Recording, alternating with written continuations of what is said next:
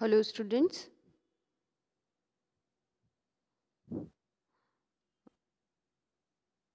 I'm here with the subject pharmaceutical chemistry and the topic for today is analeptics. आज का हमारा subject है pharmaceutical chemistry और topic है एनालेप्टिक्स। तो आज हम एनालेप्टिक्स के बारे में पढ़ेंगे जो कि CNS स्टिमुलेंट ड्रग्स होते हैं जो सेंट्रल नर्वस सिस्टम को स्टिमुलेट करते हैं, साथ ही साथ रेस्पिरेटरी सिस्टम को भी स्टिमुलेट करते हैं।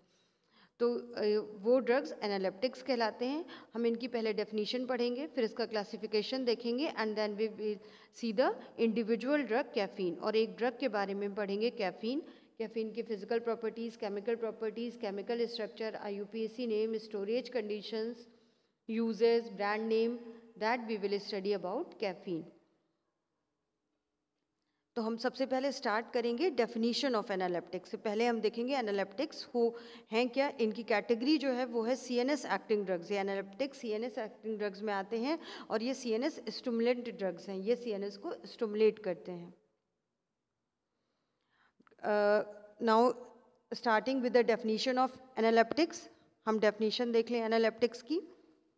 The drugs which directly stimulate central nervous system CNS including the respiratory system are known as analeptics। वह ड्रग्स जो सेंट्रल नर्वस सिस्टम को स्टिमुलेट करते हैं और साथ ही साथ रेस्पिरेटरी सिस्टम को भी स्टिमुलेट करते हैं, वो ड्रग्स एनालेप्टिक्स कहलाते हैं या उन ड्रग्स को एनालेप्टिक्स कहते हैं। The term analeptic typically refers to respiratory analeptics.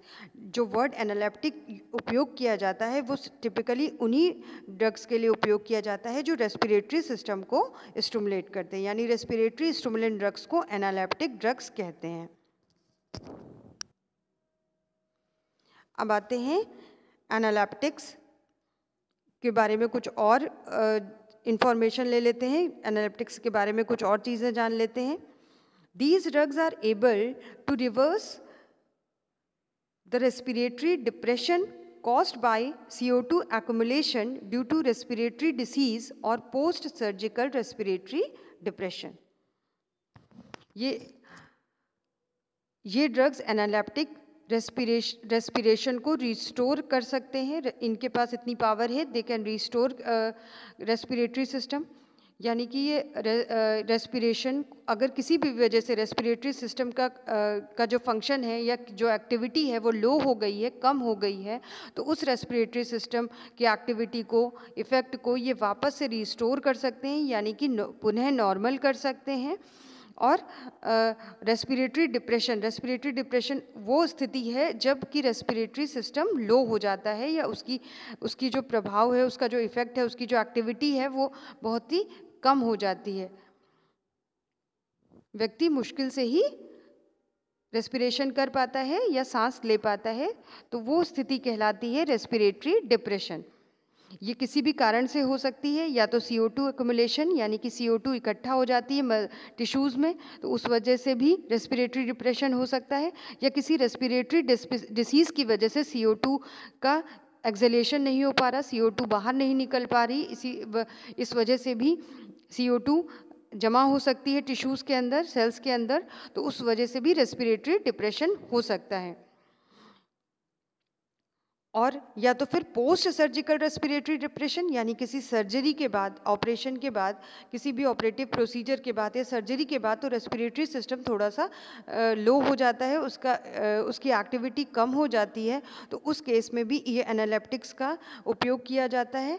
और ये एनालेप्टिक्स वापस से रेस्पिरेटरी सिस्टम को वापस से रिस्टोर कर सकते हैं, उसे पुनः नॉर्मल कर सकते हैं रेस्पिरेशन को। तो analeptics they are able to reverse the respiratory depression, ये रेस्पिरेटरी डिप्रेशन को पुनः नॉर्मल कर सकते हैं। These drugs stimulate the sensory areas of brain, increase mental alertness and delay fatigue and drowsiness। ये क्या करते हैं, ये जो ब्रेन में कुछ सेंसरी ऑर्गन्स होते हैं जहाँ से हम कुछ फील कर पाते हैं, तो उन एरियाज़ को ये स्टिमुलेट करते हैं ब्रेन में, उसकी वजह से मेंटल अलर्टनेस बढ़ती है, व्यक्ति ज़्यादा अलर्ट फील करता है, डीले करता है, यानी कि फटीग और ड्राउजीनेस को ये डीले करता है, जल्दी थकान नहीं लगती। और this produces a state of wakefulness, और ये इस तरह से व्यक्ति अलर्ट महसूस करता है, बहुत ही कॉन्शियस महसूस करता है और जिसकी वजह से व्यक्ति उसकी कंसंट्रेशन पावर भी बढ़ जाती है, वो किसी भी काम एकाग्रता से उस काम को कर सकता है। तो इस तरह से व्यक्ति जगा हुआ सा महसूस करता है और अपना काम बहुत ही ज़्यादा अलर्टनेस के साथ, कॉशियसनेस के साथ और कंसंट्रेशन के साथ कर पाता है। तो ये ड्रग्स कैसे काम करती हैं? ये इस तरह से काम करती हैं कि कुछ सेंसरी एरियाज़ को ब्रेन में स्टिमुलेट करती हैं, जिसकी वजह से मेंटल अलर्टनेस भी बढ़ाती हैं और रेस्पिरेटरी सिस्टम को भी स्टिमुलेट करती हैं। अब आते हैं क्लासिफिकेशन ऑफ एनालिप्टिक्स पे। क्लासिफिकेशन, हम एनालिप्टिक्स को दो तरह से क्लासीफाई कर सकते हैं। एक है नेचुरली अकरिंग एनालिप्टिक्स और सेकंड है सिंथेटिक एनालिप्टिक्स। नेचुरली अकरिंग वो एनालिप्टिक्स होते हैं जो हमें नेचर से, प्रकृति से प्राप्त होते हैं, वो नेचुरली अकरिंग एनालिप्टिक्स कहलाते हैं। इनमें दो हैं, कैफीन एंड थियोफाइलिन, जो दो मेन ड्रग हैं नेचुरली अकरिंग, यानी जो प्रकृति में उपलब्ध हैं, प्रकृति से प्राप्त होते हैं, वो है कैफीन और थियोफाइलिन। ब्रैकेट में ज़ैंथीन डेरिवेटिव, ज़ैंथीन कंपाउंड है, उसमें मिथाइल ग्रुप के सब्स्टिट्यूशन से ये कैफीन भी बनता है और थियोफाइलिन भी बनता है। इसलिए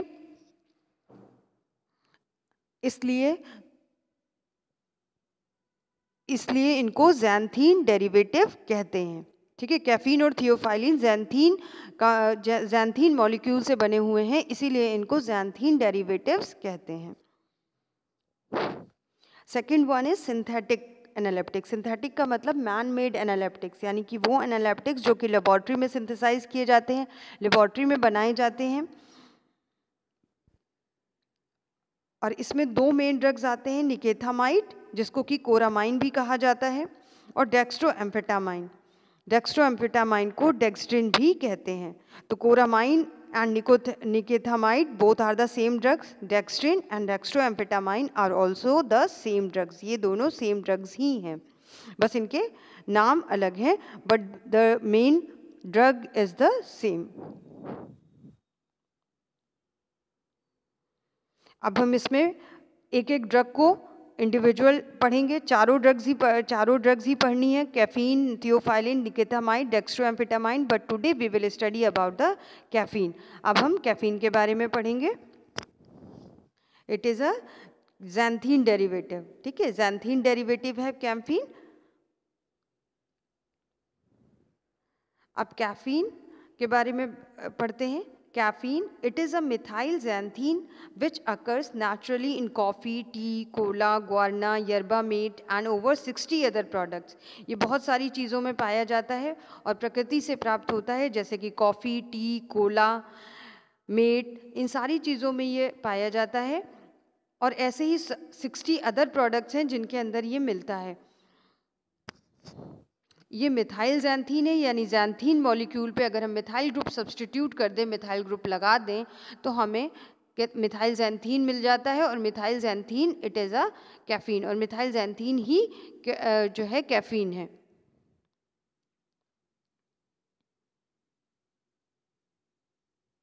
It also occurs in a small quantity in cocoa along with theobromine. ये कोकोआ में भी मिलता है, कोकोआ प्लांट में भी मिलता है और कुछ मात्रा में पाया जाता है, और थियोब्रोमीन भी उस कोकोआ में मिलती है।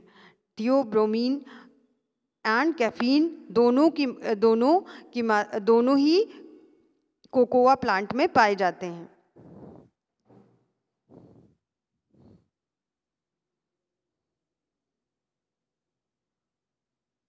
It is usually extracted from damaged tea or tea dust.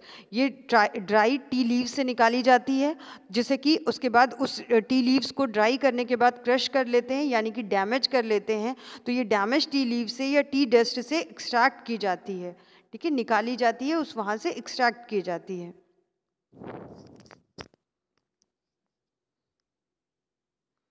अब आते हैं कैफीन के केमिकल स्ट्रक्चर पे। इसमें 3 मिथाइल ग्रुप्स हैं, जैसे यू कैन सी नाइट्रोजन पे लगे हुए हैं, N, N and 4 nitrogen are there और 4 में से 3 के ऊपर मिथाइल ग्रुप अटैच है, तो ये क्या हो गया, ट्राई मिथाइल ज़ैंथीन। और ये मिथाइल ग्रुप के अलावा जितना भी स्ट्रक्चर बचा, ये मिथाइल ग्रुप के अलावा जितना भी स्ट्रक्चर बचा वो है ज़ैंथीन मॉलिक्यूल, वो ज़ैंथीन का स्ट्रक्चर है। और इसके स्टार्टिंग, इसकी नंबरिंग कहाँ करेंगे, जो लेफ्ट हैंड साइड पे जो नाइट्रोजन है उसको नंबर 1 देंगे, उसके बाद जो ऑक्सीजन है डबल बॉन्ड वाला ऑक्सीजन, ये हम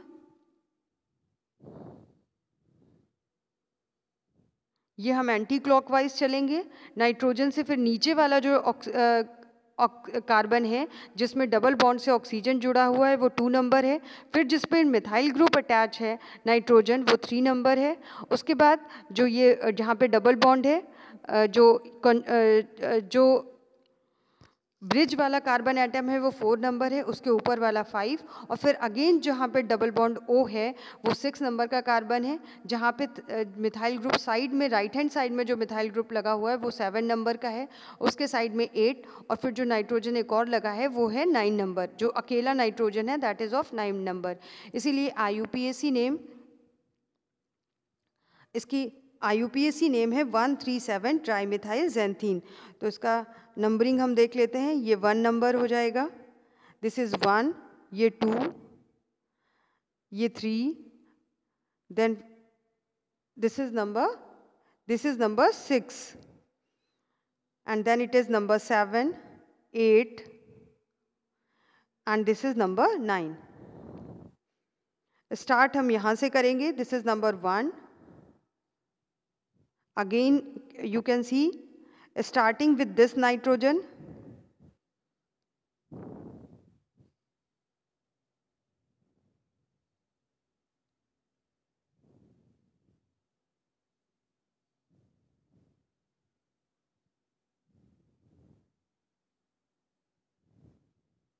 starting again you can see starting with this nitrogen, ये वाला नाइट्रोजन 1 नंबर पे है, फिर ये इसके सेकंड ये 2, this is 3, this is 4, this is 5, this is 6, this is 7, 8 and ये 9, दीज आर ऑल नंबर।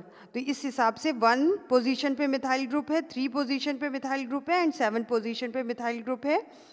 तो दिस यू कैन से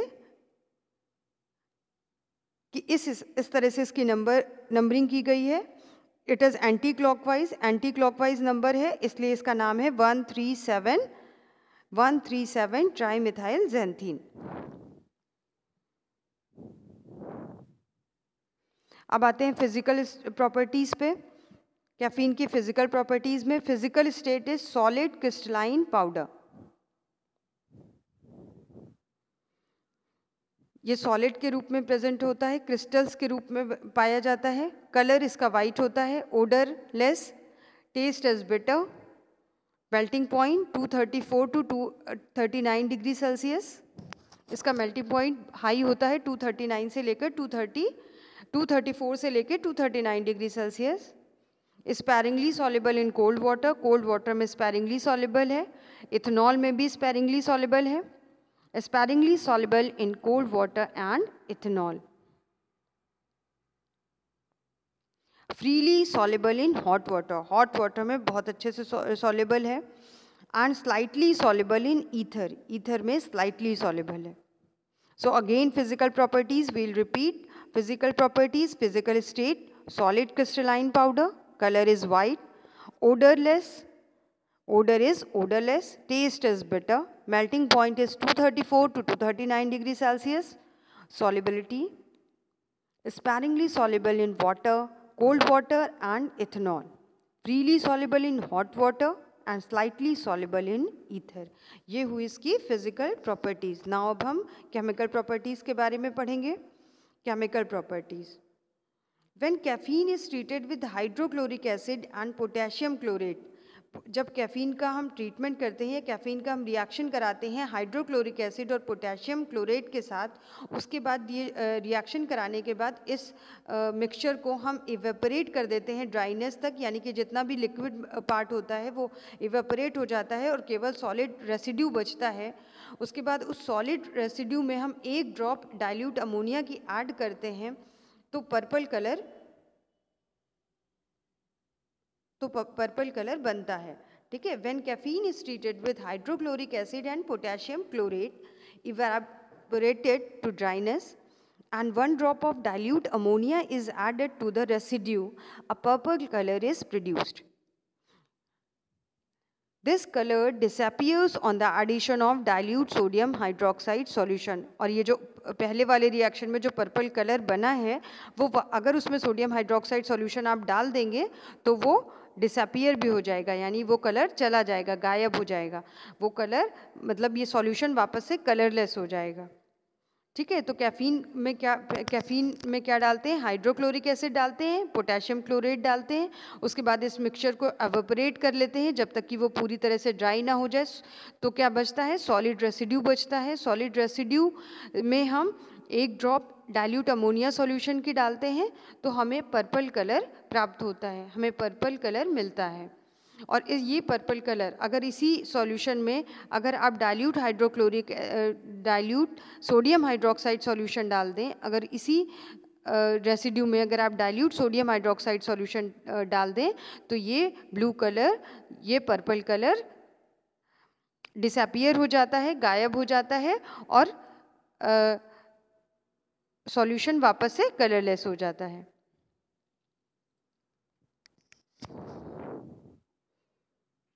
ये हुई केमिकल प्रॉपर्टीज कैफीन की। अब हम आते हैं कैफीन की stability and storage. It is slightly efflorescent, ये बहुत ज़्यादा नहीं लेकिन स्लाइटली एफ्लोरेसेंट है, इसीलिए इसको टाइटली क्लोज्ड कंटेनर में रखना चाहिए। ठीक है, इसे एयर के कांटेक्ट से बचाना चाहिए और ये टाइटली क्लोज्ड कंटेनर्स में रखना चाहिए। It is not completely efflorescent, it is slightly efflorescent, so it should be stored in a tightly closed containers. Now uses central CNS stimulant, central nervous system stimulant. ये इसकी category क्या है? central nervous system stimulant drug है ये। Caffeine is used to restore mental alertness और wakefulness during fatigue और drowsiness। जब व्यक्ति थकान महसूस करता है या ड्राउजी महसूस करता है उस वक्त मेंटल अलर्टनेस को या वेकफुलनेस को वापस लाने के लिए ये कैफ़ीन का उपयोग किया जाता है। कैफ़ीन लेने के बाद जैसे कि आपने देखा होगा टी या कॉफ़ी लेने के बाद हम ज़्यादा अलर्ट फील करते हैं, कंसंट्रेशन पावर बढ़ जाती है हमारी और थकान मिट जाती है। इस वजह से हम टी या कॉफ़ी को लेते हैं। तो इसीलिए कैफ़ीन क्या है? Caffeine is used to restore mental alertness और वेकफुलनेस ड्यूरिंग फटीग और drowsiness. It is also use to treat migraine in combination with ergotamine. Ergotamine भी एक ड्रग है, it is also an alkaloid जो कि अर्गोट से मिलता है, तो ये एक एल्कोलॉइड है। इन अर्गोटामाइन और कैफ़ीन का कॉम्बिनेशन जो है वो माइग्रेन के ट्रीटमेंट में उपयोग किया जाता है।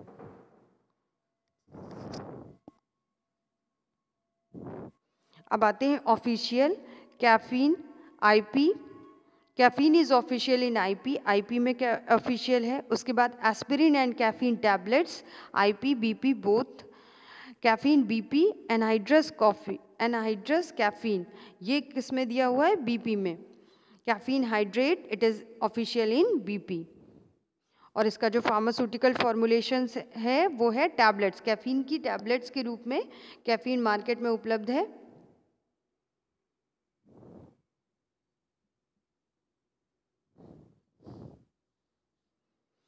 उसके बाद ब्रांड नेम्स देखते हैं कैफ़ीन का। ग्वानिन, थीन, कैफीन, केफरगॉट उसका उस प्रिपरेशन का या उस फॉर्मुलेशन का ब्रांड नेम है जिसमें कैफ़ीन और अर्गोटामाइन दोनों प्रेजेंट हैं।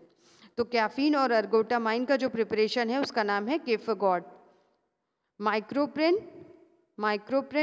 caffeine plus aspirin is microprin.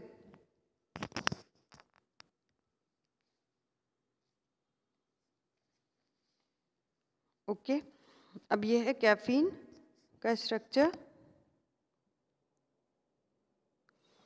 ये कैफीन का के बारे में हो गया। कैफीन का स्ट्रक्चर हमने पढ़ा। कैफीन का IUPAC name, physical properties, chemical properties, uses, stability and storage conditions, types of pharmaceutical formulations और ब्रांड नेम्स। ये हो गए कैफीन के बारे में। ये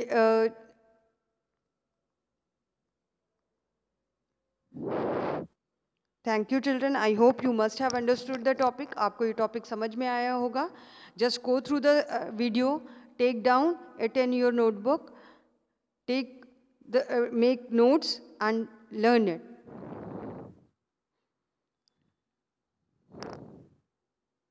Thank you so much children.